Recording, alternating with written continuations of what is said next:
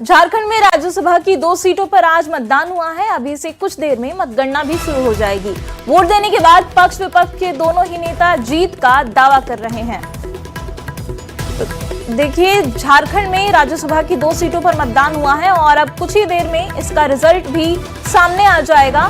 3 प्रत्याशी मैदान में हैं, एक कांग्रेस की तरफ से, एक जेएमएम की तरफ से, तो एक बीजेपी समर्थित उम्मीदवार हैं और सभी पार्टियां अपने अपने उम्मीदवारों की जीत का दावा कर रही हैं।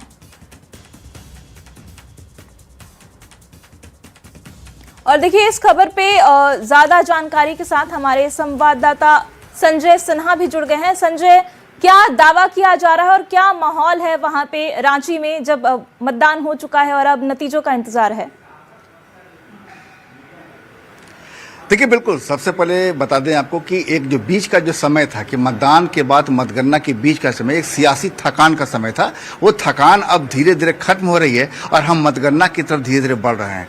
5 बजे मतगणना शुरू होगी। हम मतगणना की पूरी प्रक्रिया को समझ लीजिए कि मतगणना की पूरी प्रक्रिया शुरू होगी तो जो पोलिंग ऑफिसर ने मतदान को कराया है तो एक फॉर्म डी होता है। फॉर्म डी को भरकर वो क्या करेंगे कि बता देंगे कि हमने 21 विधायकों का वोट कराया है और वो फॉर्म डी को देंगे रिटर्निंग ऑफिसर को, वो हैंडओवर करेंगे।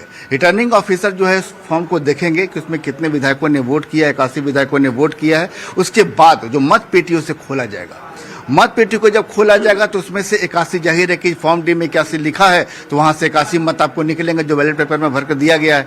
और उसके बाद देखिए कि यहाँ पर जो है आपको काउंटिंग ऑफिसर बनाए गए हैं। काउंटिंग ऑफिसर का काम है कि उसको काउंट करना और आपको यहाँ पर जो 4-5 काउंटिंग ऑफिसर बनाए गए हैं तो यहाँ बंडल जो बनाए गए हैं वो बंडल 25-25 के हैं। मतलब कि आपको 81 वोट जो है वो 81 वोट को 25-25-25 यानी 3 75 हो गए और फिर 6 81, तो इस तरीके से उसको डिवाइड किया जाएगा और फिर उसकी पूरी जो है गिनती की जाएगी। गिनती करने के बाद ये जो पूरी गिनती होगी या काउंटिंग ऑफिसर करेंगे तो वहाँ पर ऑब्जर्वर के तौर पर यानी जो देख रेख मॉनिटरिंग होगी वो रिटर्निंग ऑफिसर की होगी और इस दौरान प्रत्याशी भी मौजूद रहेंगे और साथ में आपको जो पार्टी की ओर से अब काउंटिंग एजेंट, शुरुआत में थे पोलिंग एजेंट, अब काउंटिंग की बारी आ गई तो अब पार्टी की ओर से काउंटिंग एजेंट जो नियुक्त किए गए वो आपको मतगणना के समय वहां मौजूद रहेंगे। तो ये पूरी प्रक्रिया हुई। जैसे ही 5 बजे होगी ये पूरी प्रक्रिया शुरू की जाएगी। प्रक्रिया के बाद 81 विधायक हैं, 3 लोग अगर इसको या 4 लोग इससे गिनते हैं काउंटिंग ऑफिसर तो 3-3-3 25-25-25 3 लोग गिनेंगे, एक गिनेंगे 6 को। गिनने के बाद सभी को दिखाया जाएगा जो वहां पर काउंटिंग एजेंट हैं, प्रत्याशी है कि भाई ऐसे ऐसे वोट पड़ा है, आप देख लीजिए। मतलब एक कर सकते पारदर्शिता वहां पर दिखाने की वहां दिखाया जाएगा और रिटर्निंग ऑफिसर सबको दिखाने का जो रिजल्ट फाइनल है उसको यहाँ पर घोषणा करेंगे। तो जाहिर है कि अब जो समय आ गया है जिसको लेकर पूरी राजनीतिक कवायद थी, राज्यसभा की 2 सीटों के लिए मतदान चल रहा है, 3 प्रत्याशी मैदान में है। फलाफल अब 5 बजे के बाद तक में जो उम्मीद है कि 6 बजे के बाद आपको सामने आ जाएगा। लेकिन ये सबसे बड़ी बात है कि एक जो बात है कि 2:15 बजे के करीब ही मुख्यमंत्री हेमंत सोरेन यहाँ से रवाना हो चुके थे। करीब 3 बजे का समय था, रवाना हो चुके थे और रवाना होने के बाद अब यहाँ पर थोड़ी देर पहले परिमल नाथवानी जो हैं निर्दलीय उम्मीदवार हैं वो भी यहाँ पहुँचे थे। तमाम लोग यहाँ पहुँच चुके हैं। अब वक्त है 5 बजे के बाद उस समय का जिसका बेसब्री से इंतजार है, धड़कने तेज है। और ठीक लाइव से, हमारे लाइव से 2 मिनट पहले बैजनाथ राम जो कि जेएमएम प्रत्याशी यहीं पर आए थे, मुस्कुराते हुए रिलैक्स थे। वो जानते थे कि उनकी धड़कनें अब तेज नहीं हैं, उनको बस रिजल्ट सुनना है ऑफिशियली कि वास्तव में हाँ रिजल्ट की घोषणा हो गई। मतलब वो रिलैक्स हैं, वो जीत चुके हैं। जी संजय, तो बैजनाथ लोगों राम ने तो सांसद काफी दिखाकर भी रिलैक्स बधाई है, दी। जो बाकी 2 उम्मीदवार हैं उनको लेकर के काफी तरीके की बातें सामने आ रही है। बीजेपी भी अपने उम्मीदवार का दावा कर रही है, हालांकि नंबर्स नहीं है। कांग्रेस भी अपने उम्मीदवार का दावा कर रही है, तो इसको लेकर के अभी क्या माहौल है?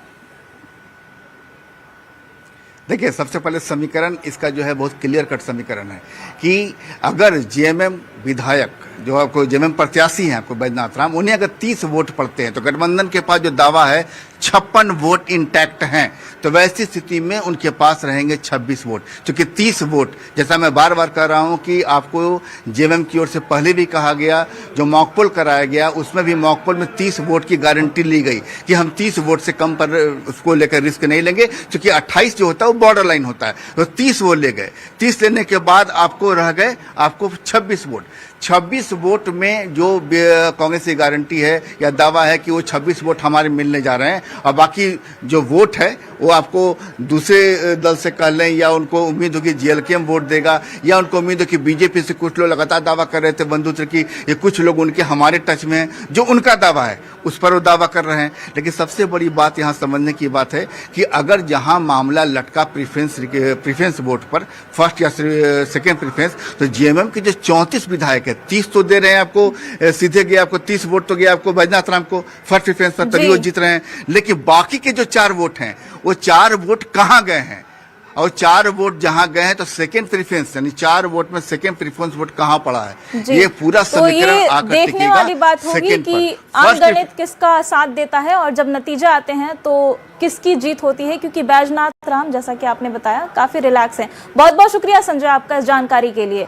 और देखिए, राज्यसभा की 2 सीटों पर मतदान प्रक्रिया समाप्त हो चुकी है। सभी दल अपने अपने तरीके से आश्वस्त हो रहे हैं।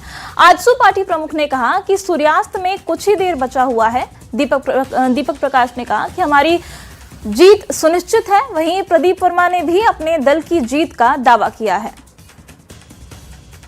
ट्रेंड आपको तो पता होना, 5 बजे से काउंटिंग शुरू होगा और ट्रेंड तो बहुत पहले से पता है कि एक सीट एनडीए जीतेगी, एक यूपीए जीतेगी। मतदान खत्म हुआ है, काउंटिंग थोड़ी देर में प्रारंभ होगा और जीत सुनिश्चित है।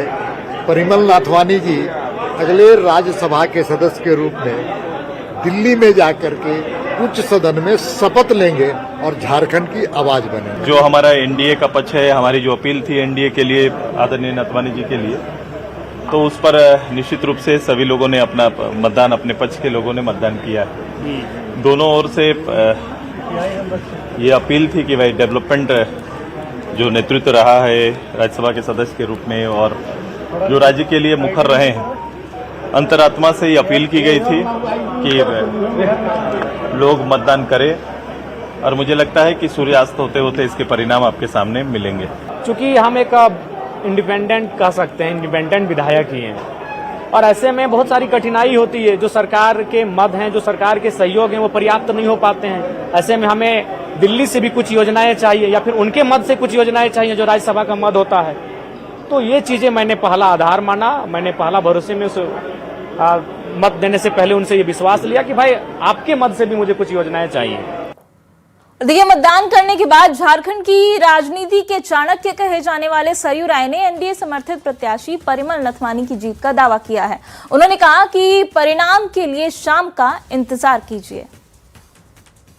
ये कि हमारे जितने साथी थे वोट देकर बाहर आए थे, बैठे थे, उन सबों का मानना है कि कम से कम 30-31 वोट एनडीए कैंडिडेट को मिलना चाहिए।